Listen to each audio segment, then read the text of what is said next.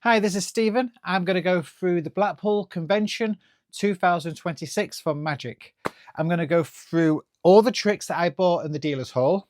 I'm going to go through all the events that I attended and various other aspects about the Blackpool Convention in regards to where to stay, how to get there, all that kind of stuff, so that anybody in the future looking for information about Blackpool can have something to draw upon. Okay, so let's get straight into it. First of all, let's look at the things that I bought. Now, some of it will mean some of it more to some of you, depending on the token of what it is. Let me explain. For instance, number one was Miracle Wine Bottles by TCC. If I open it up here, you can see it comes with this nice big cardboard box. And I won't go for it. It's not a completely unraveling, but I'm bringing this up because I got this on the Thursday that they were almost at the end of the day, the one their last. Apparently, it was one of their last 2 they had in stock. And the next day, they had another 10. And the next day, they had another 20. And they never seemed to run out. So that was a common theme with several of the dealers. That was one of them. Gustav was a second. And not trying to pin names, but let's say the person who released this, they suddenly had more stock. They said there were only had a couple left, and then the next day they had more. So bear that in mind. Dealers will always tell you what they need to say in order to get that sale, but they've probably got 50 more in the van. Truth be told, though, Sunday, few people were sold out, or they were just so tired they didn't open their stand. We'll get to that later into the video. What else did I buy? So Miracle Wine Bottles. I bought that for a cabaret piece to do to music. Whether it makes it into the show, I don't know, but there we go. The big one was Jimmy Fly's self-cut Fun Fly and his Infinity Whistle with his comic book and the catapult, which is over there, the confetti catapult. I bought those because I wanted to always add flying to my show. I always thought my show, whichever one I was doing, was lacking flying. And I thought, well, this is the opportunity to put that in. The self-cut, I had an idea for doing that walk around in festivals. And the other 2 were part of a bundle package. The Infinity Whistle will probably make my kids show, but I'm still deciding on that one. We'll watch the tutorial and come up with it. Other things of note was this wheel. This was from Gustavo Rally. I don't know if that's coming on camera. I'm hoping you can see this. It's a wheel where they pick a number, and then when you turn it round, let's just say the only one they pick was win, and the other ones all said lose. Or lose, and the other one said win. You could have hug, kill, whatever you want to do with it. It's a piece, basically a nice forcing wheel, which will allow you to do anything you want with it. I don't want to say much more other than I bought what was supposed to be one of the last two on the day, but when I showed him that the one that I had in my hand was a little bit dodgy, he went into his suitcase and brought out another one. He clearly had many more. So the idea of lying to say you've got your last copy, not happy about that, but I'm glad that I bought the trick. Okay, right, the next of the new stuff, because I'm trying to focus at the start with the new products that were brand new for this year, or maybe last year, was this. This is from Playtime Balloons. Basically, it's a spinning plate with all these 6 holes in it. I've got these LEDs, which I need to put in. And basically, it allows the spinning plate to light up like a UFO saucer. So if you're going to do festivals or events in the dark or night, or just to make it look more fancy, this will enable you just to do that. I bought 2 of those, along with a couple of pink plates. I am going to go through everything I bought, so some of it will be just refills for stock. But it's important that I put them on this video for reasons that I don't want to go into. I have to explain everything that I bought. We'll leave it with that. Okay, so then we had Alan Wong. At Alan Wong's store, I bought these sponge tennis balls. He was selling them at £5 each. And I had an idea of using those for cups and balls. And also the sponge bananas, which were also £5 each. So I bought 2 of those. And because I was a bit cheeky, I asked for a discount, and he sold me all 6 for £25. So that's something to know about Blackpool. You can barter. You can knock people down in price. You've got to be clever about it. I wouldn't do it on every product that was just released. If you buy 6 of them, you can ask him to knock one off. But that is something you can do with Blackpool. All of these people did take a credit card. Well, not all of them, but some of them took credit card. Some of them took PayPal. But a lot of the independent stores would only take cash and wouldn't give a receipt. Which is one of the reasons I'm making this video. Because if I have no evidence to show what I bought, where and when, it's difficult to process it in the accounts. So the fact that they don't give receipts is frustrating, but there's not much I can do about that. I still want the product and I'm still going to give them my money in order to, buy it. Okay, and then next big one is from Lunar Magic. Lunar Magic basically put out 8 decks for £20. 8 for 20. And these are all specially marked decks, and each one has a unique theme. So that's a normal marked deck, like normal playing cards. This one is blank, so it's just a blank deck for you to write what you want on it, and it's marked with a number system. I think it's like 1 to 52 is the numbers. You've also got ESP cards, and then you've got these letter cards, and you could mix and match any one packs you want. 8 for £20, which was a bargain. I thought, that's cool. And for the ESP, you get these extra boxes. So that was Lunar Magic, and I'm going to keep that in mind because I might go back to them to buy more, and especially if they're there next year, knowing that these exist, I can really stock up. Right, we're now going to move on to some of the older releases. These are things that have been out for a while, other than lecture notes, which we'll get to shortly. So, latex wine bottle, but this particular wine bottle has the bottles inside, and I like this. Without getting it out, I was playing around with it earlier. It's a more stable material. It keeps its structure a lot more firm, but it is latex, so you can do what you want with it. I've got a trick called Champagne Compass, which is where I plan to produce that bottle from. Not exactly the same colour as the one on my compass, but good enough. And I feel it'd be easier to hide that than an actual full-size bottle. Playing cards, these were, I think it was £6 for the entire box. And they're just normal casino cards, but the jumbo index. So I've got a lot of things I can do with those. And there's basically a box of red and yellow. I got the 5 yellow I could find, and the rest were all red. So they're perfect for my needs. And it's £6 for a box of 12. It was a bargain. I think it was £6. I'll have to check my notes. It's in the shopping list anyway. One of the stalls was selling all the gimmick coins. In this case, popping halves and the Morgan dollar shells and coin set. Now, it was a little bit bad that they were selling this at a convention, because the actual people who released these tricks were probably in the room elsewhere. And here was a stand selling them at a much discounted price. Still, the coins are very good. I saw one of the people who had released one of these tricks go out and buy some of the copies, because they were made and for a lot cheaper price than he can get them made himself. I don't know what that really accounts for, but I had to buy them because I can use them in my show, and I feel like I needed some good coin tricks to add to my repertoire. Even though I've got a DVD out called Money Projects, which just uses normal coins, there are certain things that these coins will do that just a coin in itself can't. On another stand, I bought these. Now, these are bouquets of money. They were £10 each, or 3 for 25. I think it was 3 for 25. I might have got this, I don't know. Let me show you one, if I could open the bag. Essentially, it holds it like this, and I've got this so I can do that and produce all these £50 notes. I got this to end my dream routine, and I've got various money coin ladders which I plan to do things with coins for. And I thought, well, this is an option for a finish where it packs small and explodes quite big. Stay there. I'll close you up later. Couple of other tricks. Red Rover by Dan Harlan.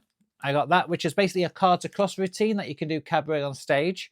and I quite like the principles. I won't go too much into the method, but you do get cards with it. I also got this silk newspaper silk trick. I only really wanted the silk to look like a newspaper. I've got an idea how I might use it. We'll find out. A Funken ring. Remember these things? If you don't know what it is, I can't be bothered explaining it, but it's a special gimmick for creating sparks. Rope. This is Magician's rope, so I can make up some more Professor's Nightmare. 2 yellow and 2 white, all of which I think is either, I think it's 10 mil, could be 15 mil, but it's thick enough for my trick, because finding thick, soft Magician's rope is getting harder and harder. The only type I can seem to find is nice and is too thin. I like it to be thick. Okay, sticking with the tricks, slide scarves for Slidini scarves routine. That's the trick where you tie 2 scarves together. Well, they tie 2 scarves together and they untie it and you can untie it just as fast. Also, as we've seen. And a music CD full of music for magic.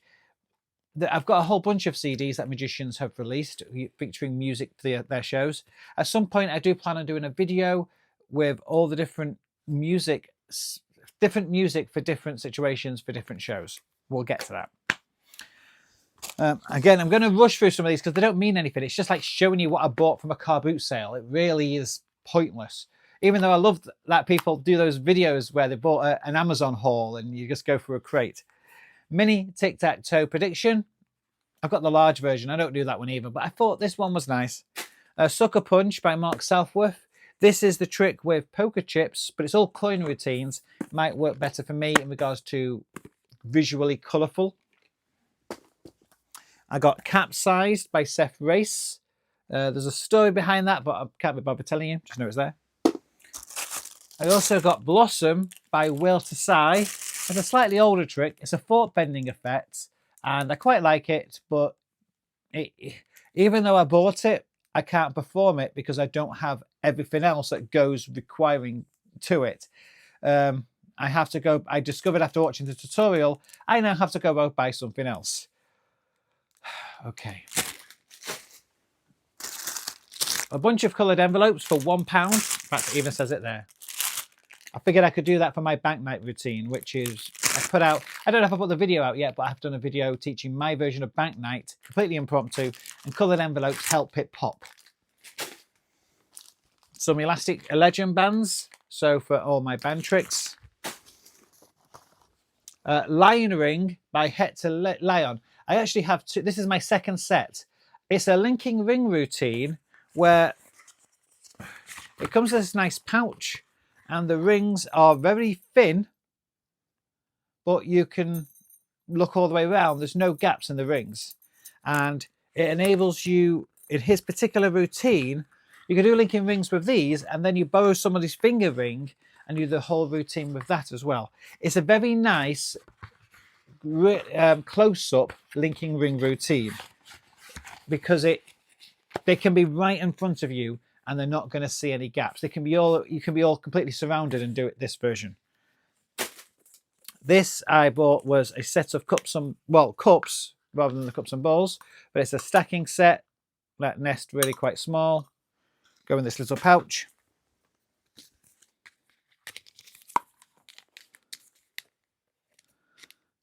Close that up. I bought these 2 DVDs, probably one of the last people in the room buying DVDs, on headbands, so hairbands. So I do a lot of balloon modelling, and this is balloons that you wear on your head. And I thought, well, there's a market there. And they were telling me about maybe putting them on a pool noodle and then selling them at festivals, things like that. I don't think I'll do that. I think I'll just make the hairbands. But I did a number of events last month, which were for a kind of kids rave. Best way to describe it.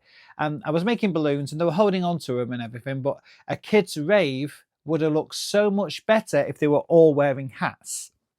Now I can make a balloon hat, but headbands, hairbands for instance, they just easier to put on, easier to take off, less likely to get broken, and they pop up bigger. So I thought there's something here. This might be relevant to my business.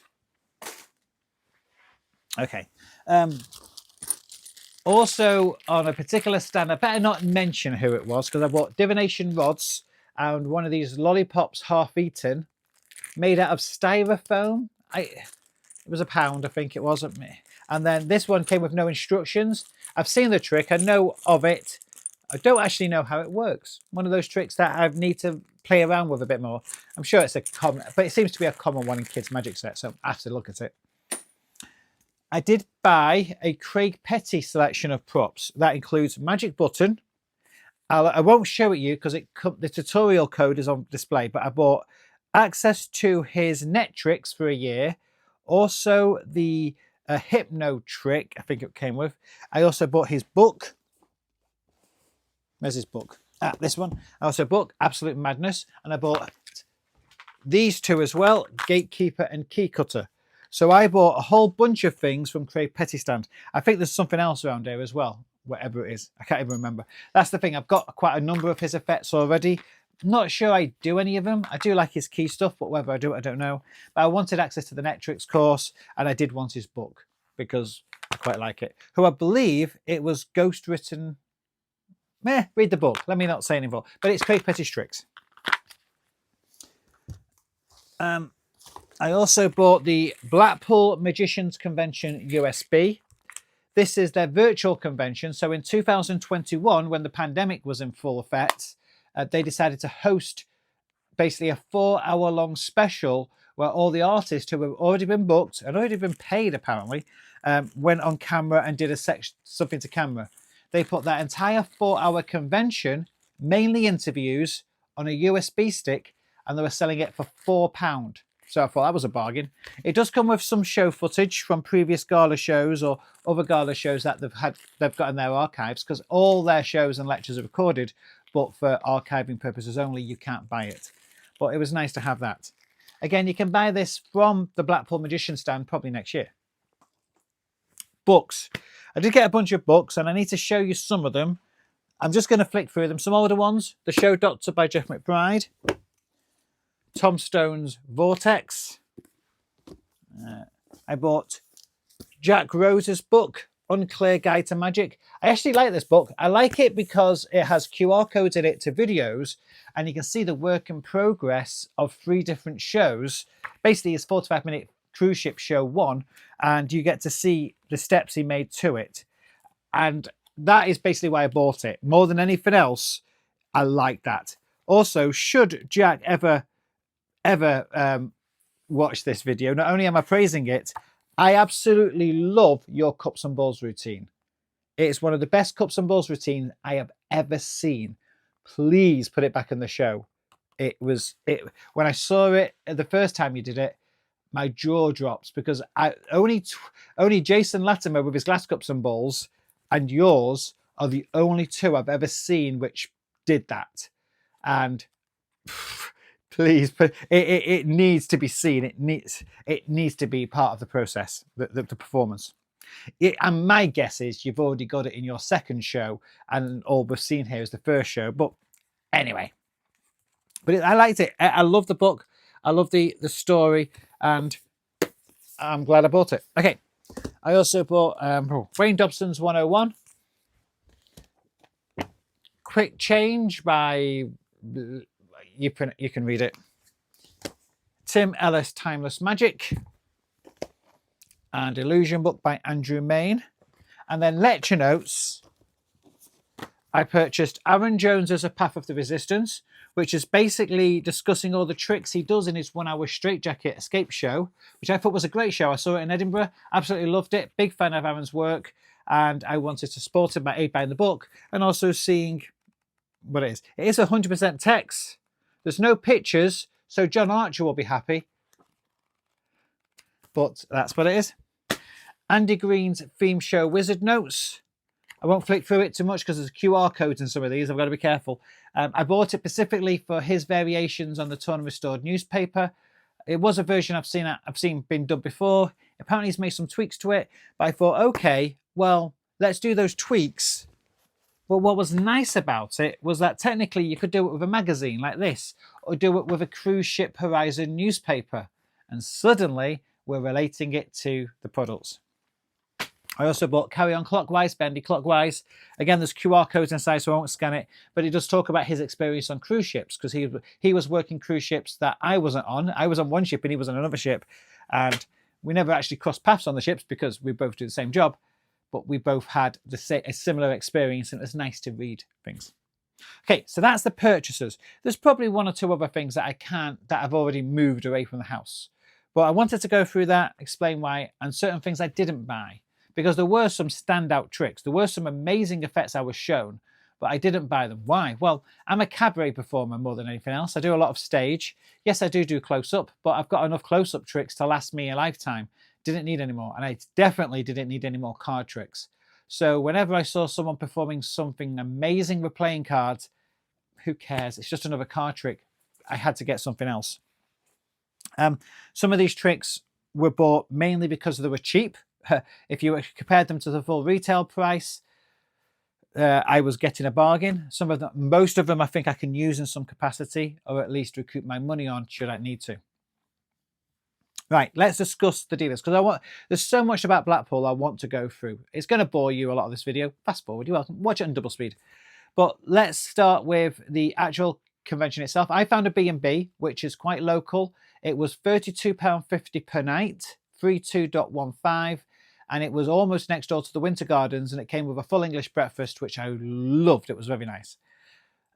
Usually, when I go to Blackpool, I don't have a B&B in mind. I've not booked anywhere. I just turn up and I look on all the B&Bs around the town, and they've got either vacancy or no vacancy in the window. If it says no vacancy, I quickly look it up on TripAdvisor and check the reviews, because I've learned to look at the reviews before you go knocking on that door. It has served me well, but it went wrong horribly once with one B&B where all the reviews were clearly fake, because as soon as I got in there, it was dreadful. And then there's been other cases where some of them reported I didn't want to take my shoes off because I didn't want to touch that carpet. It was that horrible. But in most cases, you don't need to worry. You can just find a place. And if you're going to drive up, your best bet is to maybe go a little bit further away, because you can find a B&B with free parking out front. So rather than having to pay another £40 for car parking for the weekend, get one with free parking that comes with a B&B. So that's my golden tip for anybody driving up. Find a B&B with parking. I decided to go by train, so I didn't have to worry too much. I had a lot of stuff to lug around, but I felt I didn't want the stress of driving. I just wanted to get the train and not worry about things, especially even including the parking. And I had a B&B which a friend had recommended, and that doesn't have parking, so it added to that equation. The Blackpool convention this year did wristbands, which I've not got on anymore. That was not, you had a lanyard and a wristband that you had to show to security. The wristband shrunk as it got wet, and because it was a convention, I was washing my hands a lot, so the wristband got quite small. You could take it back to the desk and get it cut off and replaced, so that was fine. And I think there's better ways of handling that. That's all I'll say, because the wristbands must have cost a fortune. I don't think it would. I don't think the amount those wristbands cost equates to why they were doing it cost. So, but that's just my opinion. Let's just move on. Yeah, everything about the convention was spectacular. I was there for all 5 days, and we'll get to that in a minute. But it was amazing. I love Blackpool. Been there every single year for probably the last 20 years. It's on my doorstep. It's about an hour and 10 minutes, an hour and a half's drive or train ride from my house. So it's nice and easy to get to. Worst case scenario, I can come home in the evening. And I have done that before. I've come home to do a show and gone back over there. But that makes it such a convenient thing to do. A couple of things to note that were troublesome was that the dealer's hall on Thursday, the security guards decided to close up at 4 o'clock. When they were supposed to close at they were supposed to have last admission at 4:30, close at 5. Instead, they decided to kick everybody out at 4 o'clock. Not just last admission, everybody get out. So by 4:15, the dealers were sat around doing nothing because nobody was allowed in. And that was not what was advertised, and this is money that those dealers lost. I do know that was fixed for the Friday, and I do know the story about how and why it got fixed. And for being the voice of the people, if this person ever listens to this, I won't name the name because it's not fair, but I know what you went through as well. You have my thanks. You have my thanks for lots of reasons, and you know who you are, and you know why I'm thanking you. But thank you for being the voice of the dealers and the voice of the spectators and the public. I know it caused you some trouble, but you are the hero for the magicians. Let's move on, because I know most of you won't know what that means. The dealers. This is a tough thing to say. Are there too many dealers? Because there's over 200. They've now been moved into 2 smaller rooms at the back of the balcony, and they're not even using the Durham Lounge or the Ice Lounge. There's a room that's downstairs and off behind Discount Magic stand, which they don't use. So that means next year they could use that room as well and potentially get another 10 dealers in there. Is it too many? And I hate to say that, but there is a point where it's quality over quantity. I get why we've got so many. I do get that. Everybody wants the money. Everybody wants to give them Blackpool the money. Yeah, take them. But we lost Vanishing Ink. We lost Saturn Magic. We lost Chris Cross. We lost Paul Gordon. These are big names that have been staples of the convention for years and have chosen to stop coming. They're still operating. Their shop is still open. But they just decided the cost of Blackpool for 4 days, the staff that they need for those 4 days, the bed and breakfast that they have to be paid for, then does it, all the 4 passes that need to be bought for, and then having to deal with shoplifters and things like that. And it's like, does it really balance out? And I can only speak from my experience, because I was a dealer there in 2018, and I broke even, which is good, but also bad, because I could have stayed at home and just done some parties close to home, some adult events, weddings, birthday parties, and made money. I could have earned money. Instead, I spent weeks getting stock together and I broke even. I'm glad I did it. Glad that it's now ticked off my bucket list. I was a dealer at Blackpool, but I didn't make enough to warrant coming back again the following year. There's no solution. There's no answer to this. It's just something that no one seems to talk about in any of the other Blackpool videos I've been watching. I think because the other problem is people selling stuff like this. Yes, I suppose I bought some. So am I part of the problem, having benefited from them being there? But they were selling knockoff effects. They have clamped down on that. Certain stall holders who are famous for it are no longer there, but then other stall holders are still there. I don't know. I really can't. I have no answer. I just have to say, but with 200 stands, it becomes claustrophobic, overbearing. You're very cramped. You're bumping into people. I'll let you make your own decision. I love looking at all these magic shops, but I missed a lot of the new releases. I noticed on some of the other people's videos, like Trick Boom's Bank Night Routine and Ringo, I missed them. I didn't see them. Yes, I thought they were close-up tricks, and so they didn't apply to me, and I didn't take my time to stop there. But that was partly because I had 200 stands to get to, and I have no time because there's a bunch of lectures and shows I have to get to. If anything, I would say that the 4-day convention should be 1-day dealers, 3-day convention shows.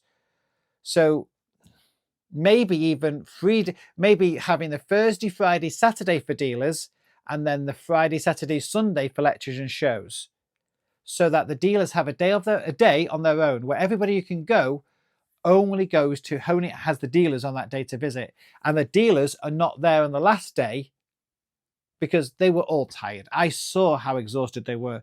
Some of them didn't open up on the Saturday and Sunday. I better not mention names, but they decided not to open their shop. They were just either some said they ran out of stock, but some others said they just couldn't be bothered. They didn't want to be there. They had made their money back. They wanted to enjoy the convention. So, and I also know the dealers didn't get a gala show ticket this year, so, which is fine. To be fair, they weren't ever using it. It made sense, but it was the changes that are happening. Yeah. So let's have a look at some of the other things regarding the actual convention. I'm going to bring up the things that I went to, starting off with the auction. Why the auction was run on the same day as the convention flabbergasts me. Why would you do that? Have it the day before. Have it on the Wednesday. But that actually clashed with another event, which we'll come back to. But the auction's just at the top of my schedule here. And yeah, and also thank you to Mike Shepherd for calling out one of the sellers, saying that his reserve prices were dearer than buying them brand new. And he was right. And not only was the auction basically paused while we had to wait for people not to bid for the entire lot, but it was a waste of everybody's time and it was an insult to everybody in that room who was there to bid, when we could have just gone into the convention in the room next over and bought it brand new without having to wait. He actually had a little bit of a go at him in the middle of the auction.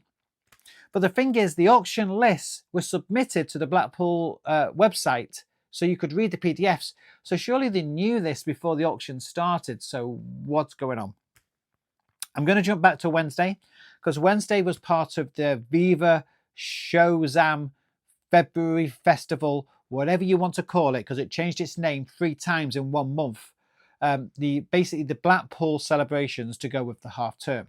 And they had Magic Martin doing his show in Viva that afternoon. And that was a great show. I watched his show and it was everything I thought it should be. He's a holiday, you can tell he's a holiday park entertainer. He had all the backgrounds on the walls. He was doing bigger than normal tricks. It was great to see a working professional do a proper show. And I loved his Sands of the Desert routine. Probably not practical for every party you're going to do, but it was perfect for that stage. So Magic Martin, great price. Also, it was, I think it was £15, £13 for the ticket. So it's a bargain.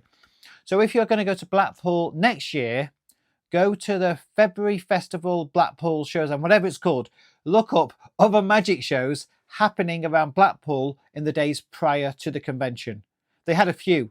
I also went to Evolution of Magic in the evening at Blackpool Pleasure Beach, which was a... okay, before I go to that, if you had registered for the convention, then you got the brochure, and in the brochure at the back of it was a £5 off voucher for that show. So next year, register on the Wednesday, get your brochure, flick to the back, look for the vouchers, and if there's one for Evolution of Magic in there, you can save £5. So there's money saved straight away. The show itself was weird. It had its standout moments. Christian's card manipulation is amazing. And because he's got his own stage, he can do things that you can't do anywhere else. He was wearing like a black hoodie / dressing gown for most of the show, which was a bit weird. And him and Elizabeth don't really do too many routines together. It's all just them doing isolated routines. And they came together for the linking finger rings, which I hate. So why did you open that trick? It's the worst opening trick for a stage show ever. But it's the only thing you did together. And I think you maybe did something at the end when you came out for an applause cue together. And the finger manipulation, no. That's all I want to say on that. And I think you probably know. It completely clashes with your character. Right, moving on. That's Evolution of Magic. So firstly, the auction. I stepped into the auction once or twice, but never won anything. I bidded on a couple of things, but waste of time. I couldn't get into Matt Edwards' lecture. I got to Matt Edwards' lecture half an hour before the doors were due to open, and the queue was already full, and I was told I was turned away because the room was full. The queue, there was a queue already waiting, and the room was already full. So this is the next golden tip about Blackpool. You have to arrive 45 minutes to an hour prior to the event starting. So in this case, Matt Edwards was due to start at 10:30. I got there for 10 and it was too late. Now this was day 1, and people who had purchased a VIP ticket had their own line and were guaranteed a seat regardless, apparently. So I probably would advise for future ticket buyers, probably go for VIP. But It's up to you whether you can garner the extra cost just for a better, just for guarantee entry to the lectures you want to, but also a much better seat in the gala shows, which may be worth it because some of those manipulators, like in the one competition, were producing coins or little clocks. I could not see them. From where I was sat, they were just way too small. You need to be in the first 5 rows in order to appreciate how good those acts were. So if you want, I'd probably say a VIP ticket is worth it for the gala show entry, for the gala show seats, and not for, well, maybe for the lectures if there's something specific you want to see.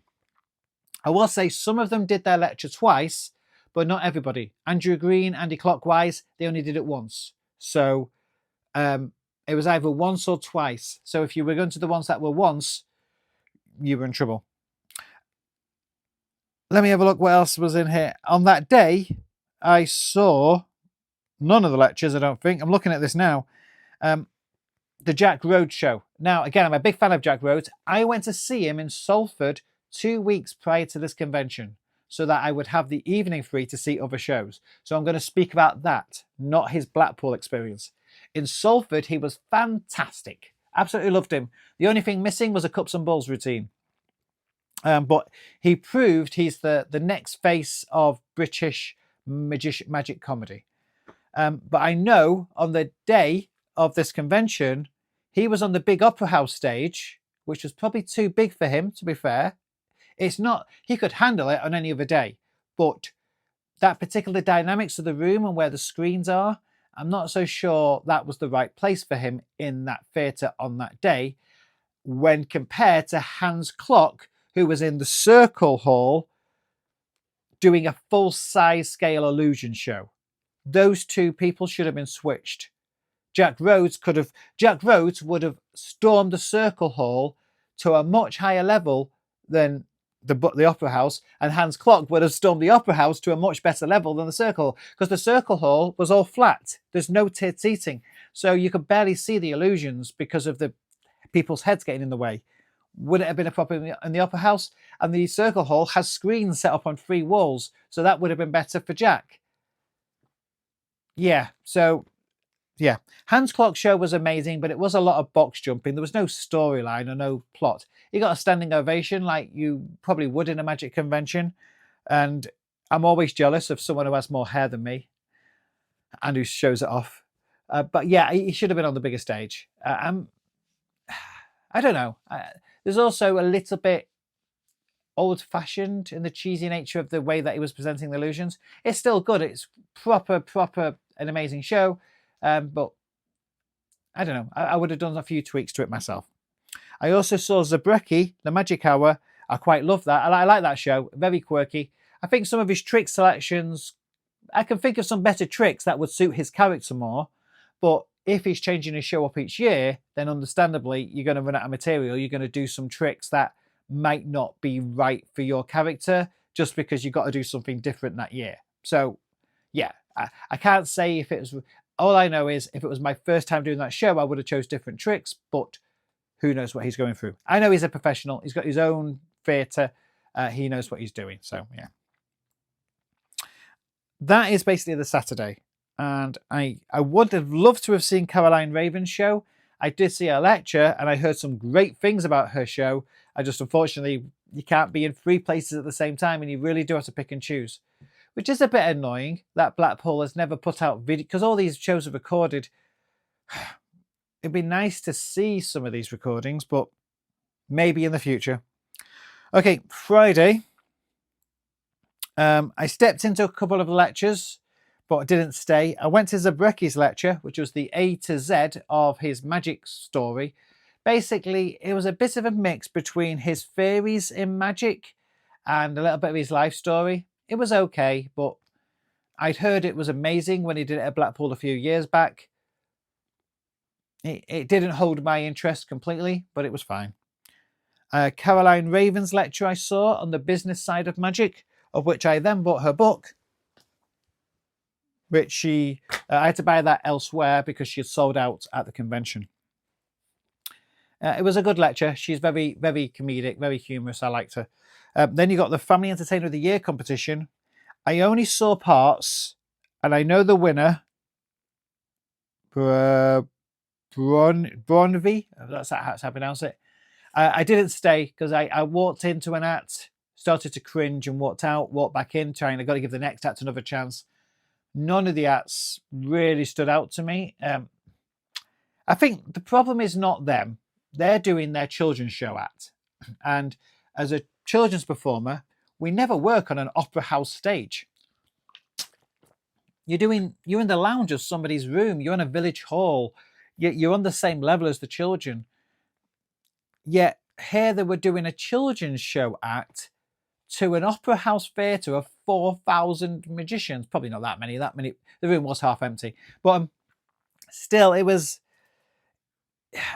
there was no seasoned professional, as in where were all the Haven Holiday Park performers? They should have been in this competition, filling that stage. I think the last act, he did seem to have the screens at least in use with his name, but no, nothing really grabbed me. But well done to the winner. I didn't see your act, so I can't say if it was. I can't judge. I can't speak about anything. I'm not going to speak about any of the acts. All I saw was when I walked into the odd act, I immediately had to walk back out again for my own sanity. But I didn't watch any of the acts in full.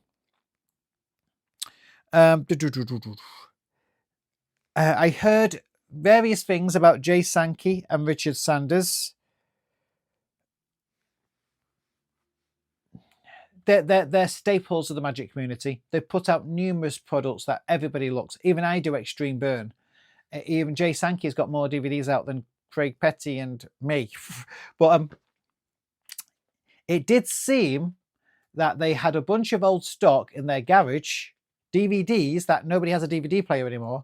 They had a bunch of old stock and they were selling it at the end because they wanted to empty their garages, which is fine, I suppose, if you're doing a convention for free and so the products is what you're doing. But I don't know, it just felt, where is your new stuff?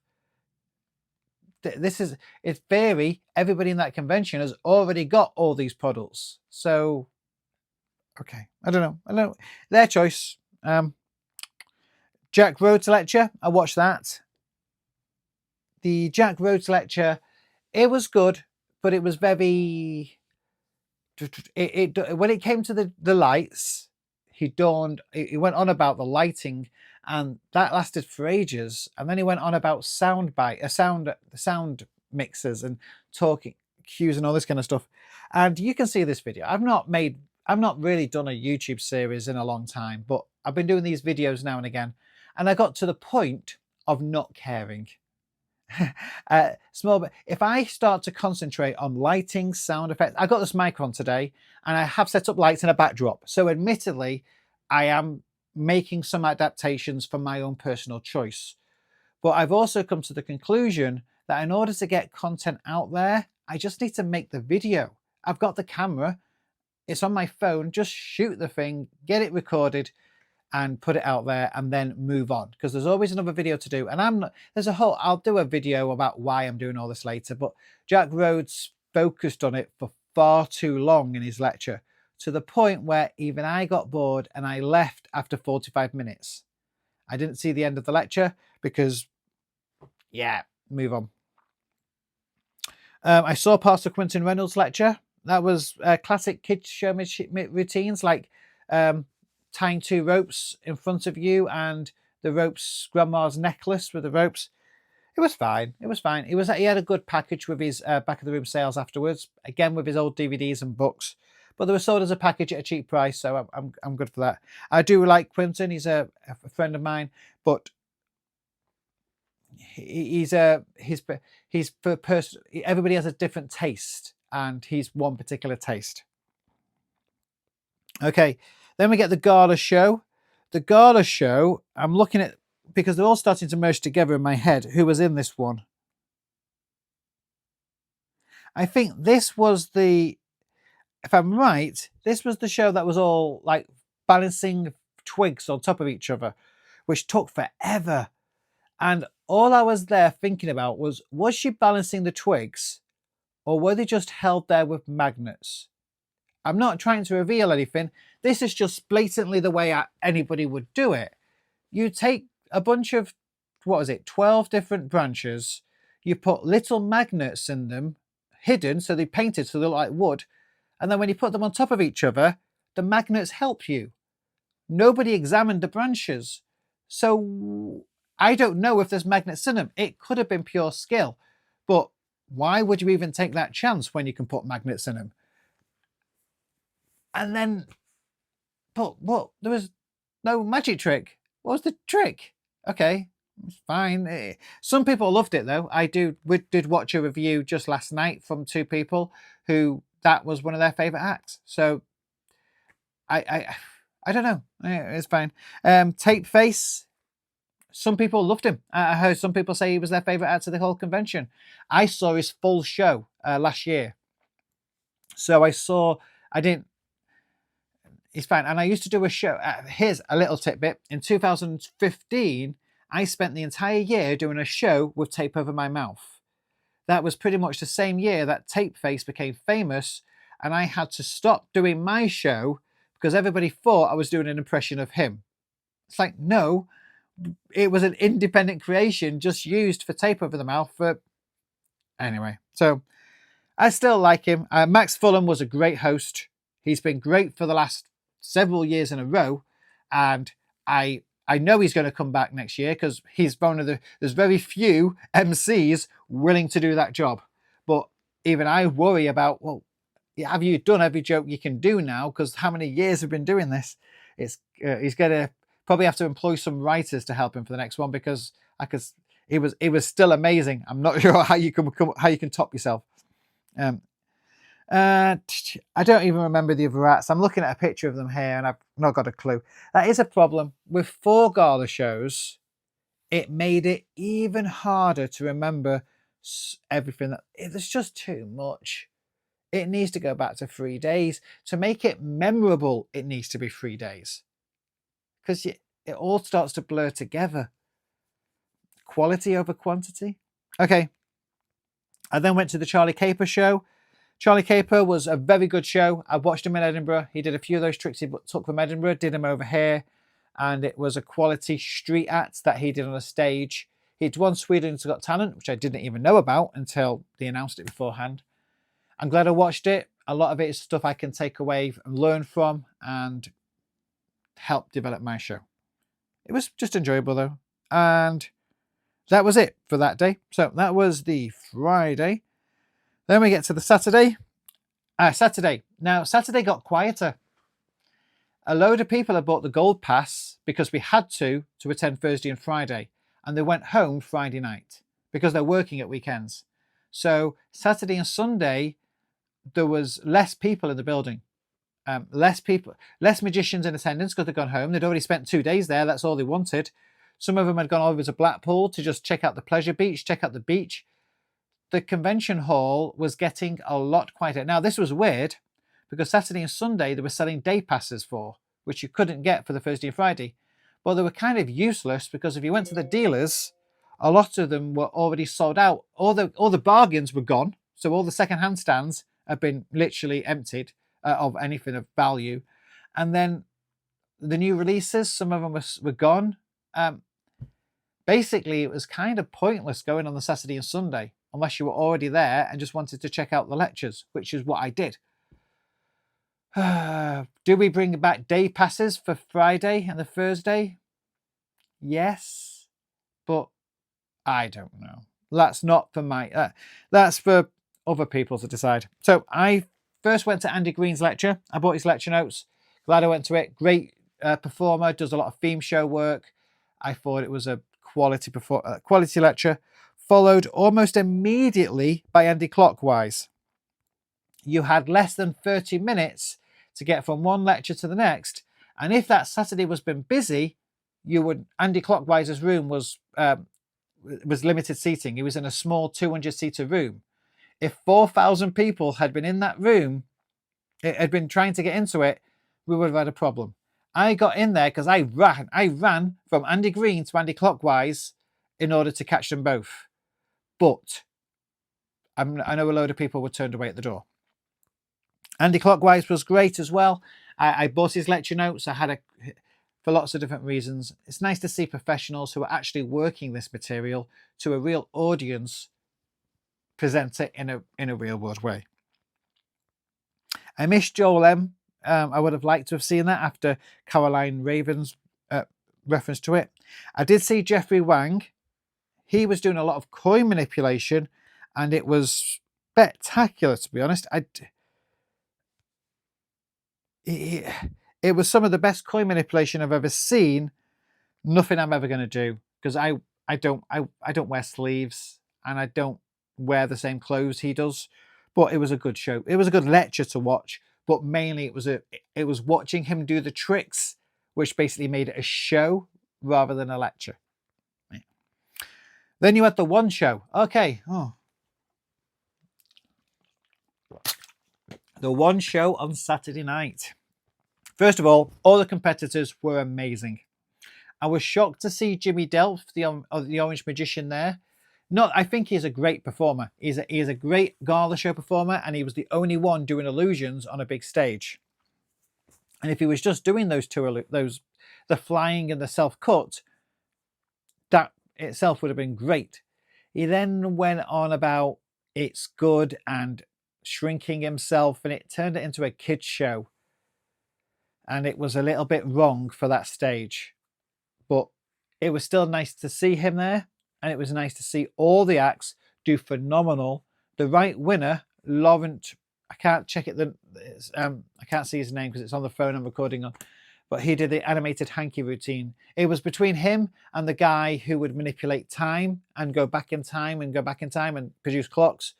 But I could barely see the clocks from where I was sat. I was that far away. So, and there was no screen projection. If they were recording it, there were multiple cameras recording it.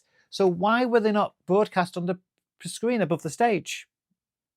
I don't know. But we do have to talk about the compere. John Archer. He sadly was not prepared for this event. For whatever reason, he left his ukulele at home. He said he wasn't allowed to perform magic when he's a magician being a compere at a magic convention. And Matt Edwards did magic the following day. Max Fulham's a ventriloquist who did ventriloquism. You don't hire these people to do what they're best known for and then tie their hands together. If John Archer was told not to do magic, he should have turned down the gig, because that is what he is. That is what he's known for. He's a comedy magician. But he accepted the gig. And if it was true, because I don't know if it's actually true, but if it was true that he was told not to do magic, you have to prepare. You have to come up with pieces. You have to come up with things. There was bringing up an 8-year-old girl or a 10-year-old girl onto the stage to do the little cut slidey rope trick was not giving her the time to shine on a stage. She's a 10-year-old. She's going to forget it in 2 years' time.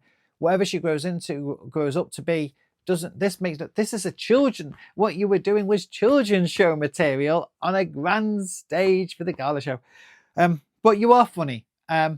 Even if I didn't, I want to have to go with you. This is a good book. How dare you? How dare you, John Archer, do what you did to Jack with this book?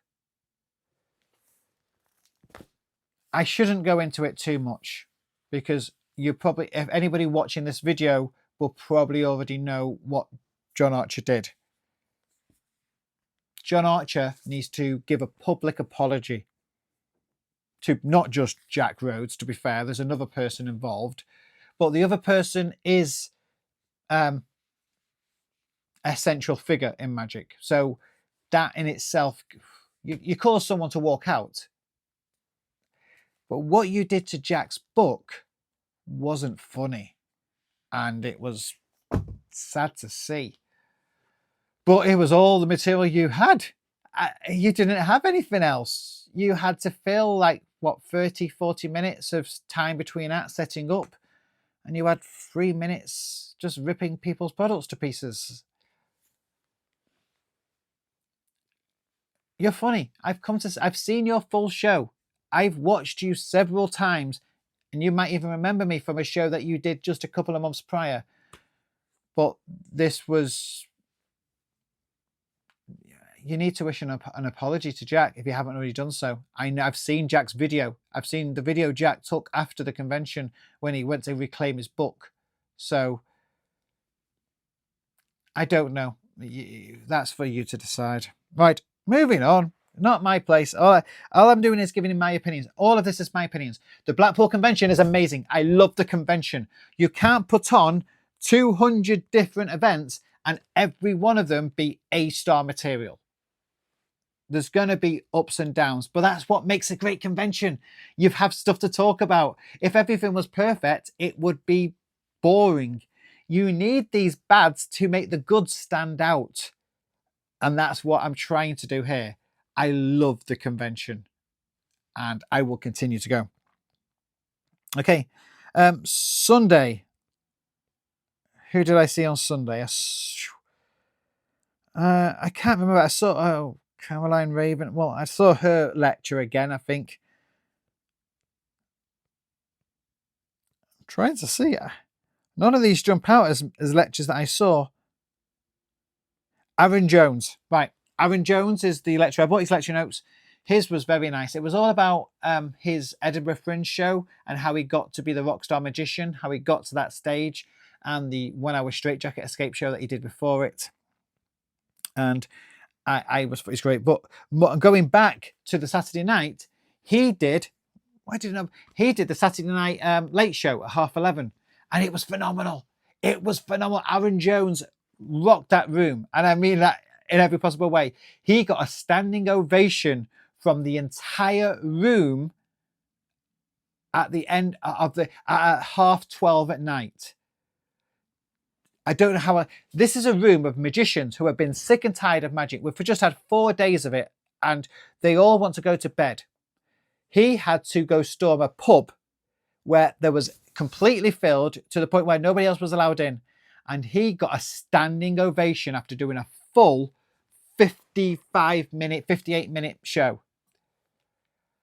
That should tell you how good he was. He knew how to work that room. Aaron Jones could possibly headline the convention next year, and he would excel. Book him again. Right. That was this lecture. Then I went to the gala show and the Banachek show. The gala show had Matt Edwards as the compere. Amazing. Matt Edwards. He did his... What day is this? Sunday. Yeah, Sunday. Matt Edwards. He did his Magic Circle act. And I will reflect on something Craig Mitchell said, a joke which you made. But Craig Mitchell's review afterwards did say that the final picture on those cards should be the picture your grandfather painted at the start, just to bring it full circle. And Craig was right. I love that act. I watched it when he did it in the circle competition. Just change the picture and it will be perfect. That's the only thing that makes more sense, because for some strange reason you painted a picture of the man with the apple on his face, which made no sense because it didn't relate back to the start. But just a tiny criticism. Mind to Mind. I saw the first show. Phenomenal. I have no idea. No, I've got my suspicions about how certain parts were done, but fantastic. Jan Fitch, great. Got a standing ovation yet again. But for me, I've seen it now a few times, and it is just a very elaborate cup and ball routine, but it's good. Banachek. I thought it was great. I've read some of the reviews have been very mixed. I thought it was fantastic because he's an elder gentleman who's obviously had some young mind polish his set, polish how he looks, give him all these fancy backgrounds, these walls with videos playing on them. He set up each trick as its own little section. It felt like a proper show done by a proper professional, and he handled that crowd like a pro. I thought he was fantastic. I thought his card revelation, reading out telling the four people what cards they were thinking of, jaw dropping. And the only thing I might say is that he did his last routine with the knives in the envelopes. I was able to work it out, at least I think I did, but it didn't stop the sheer terror of it all. And I do question whether scaring your audience like that is good for business, because when people see you doing that trick, it means you're never going to get booked on a cruise ship, because they don't want stuff like that on a cruise ship. It means you're never going to get booked for certain festivals, certain events. I've got to be careful what wording I make, but there's entire markets where if they think you're going to do that trick, you will never get booked. So the sad thing is, your show was so good, I think it needs a new ending. Not because the ending was great, but in order to stay in business for the next 10 years in this ever-changing world of which we live in, you have to do things that are going to appeal to everybody. And the knife routine could cost you more work than you want it to. But it's just my opinion. You're in America, you're in your own market, you know your market better than me. Okay, and Dazed and Confused, I watched that at the Edinburgh Fringe Festival, and I gave it the worst rating for all the shows I saw back in August. I spoke to people who went to it afterwards who said it was the worst show they've ever seen in their entire life. That's all I'll say. Worst show. Why it got booked for here, I have no idea. And that's it. Adam B, Welcome to My Reality was the final show in the late night bar.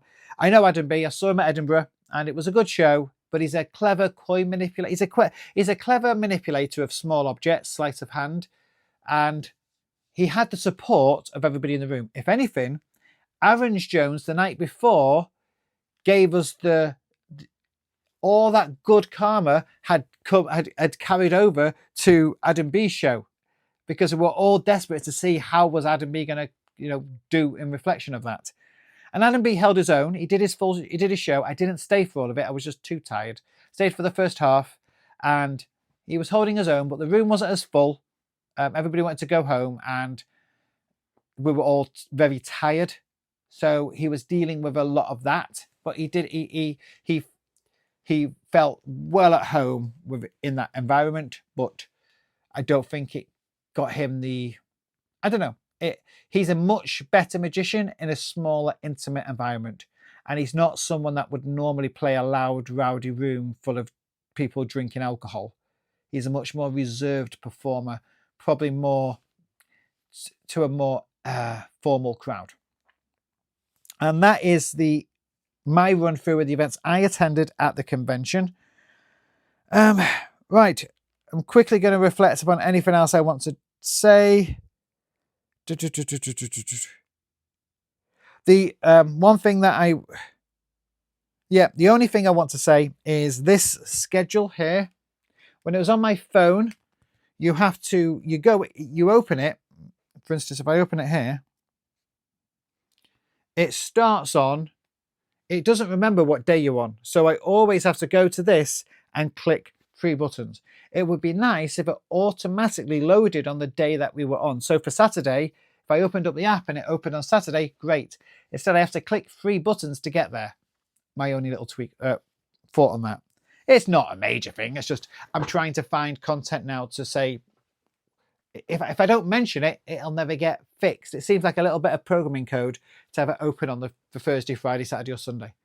But in conclusion, absolutely loved every second of the Blackpool convention. I love the good and the bad. I don't even want to call it bad. Let's just say it's controversial, and that's a good thing. Blackpool, you need these things, because this is what we're all talking about. The whole next day and the days, and even now, this is like a week later, we're still talking about stuff. And if it was all positive, no one would care. No one would be talking about it. And that's what I love about Blackpool, is you come away smiling with tons of purchases. You saw some shows, you remember the bad as well as the good, but it's spectacular. And I will be there next year. I'll try and buy a VIP ticket. Please go to Blackpool if you are anywhere into magic. It is the biggest convention in the entire world, and you will have magic overload. If it's your first year going, you will be, how do I say, it is a lot to take in. It can be overwhelming. I've been going so long that it's now just second nature to me, but I was with somebody on this Saturday who it was their first time visiting the convention, and I helped her as much as I could. But to anybody going to it the first time, room of 200 magicians, all 200 dealers, all trying to sell you a product. You have to be robust enough to say, no, it's not for me. You have to go to a stand, let them show you the trick, and walk away saying, thank you, I'm moving on. You cannot be captured into their sales pitches, and that takes some gall. And you have to be willing to, you have to know how the system works, like queuing an hour beforehand. If it says 2 o'clock start time, you've got to get there for 1. That's not something it says on the app. It's not something they say on Facebook. So these are the kind of things that you have to pick up on. Your other thing, it is a convention, so you have to bear that in mind. I washed my hands like 10 times a day. That's why the wrist strap shrunk so much. It was causing me pain. And basically, because knowing what has happened in previous years, I wash my hands a lot. And don't use the gel. Is not there's that little bacterial, that gel that's antibacterial doesn't kill viruses, it spreads it. It's not antivirus, it's antibacterial. So your only way to clean your hands is to wash them. Another story for another day. I did make a lot of notes. I do suggest you take a book with you to make loads of notes for what was said and what people do and what tricks people recommend, so that you can do more research afterwards and when you get home. And also you can think about doing videos like this yourself. It doesn't matter if just 1, 2, 10 people watch it. It's now served its purpose, and hopefully anybody still watching this and they've not fallen asleep or got bored or switched off will have found something from it. Right, let's wrap that up. I've got more videos to shoot. I've got to do a video all about my costumes, all the costumes over the years and costumes you can buy in Temu. I've got to do some other videos. I'm trying to release new stuff, and hopefully some of it will entertain you. Bye for now.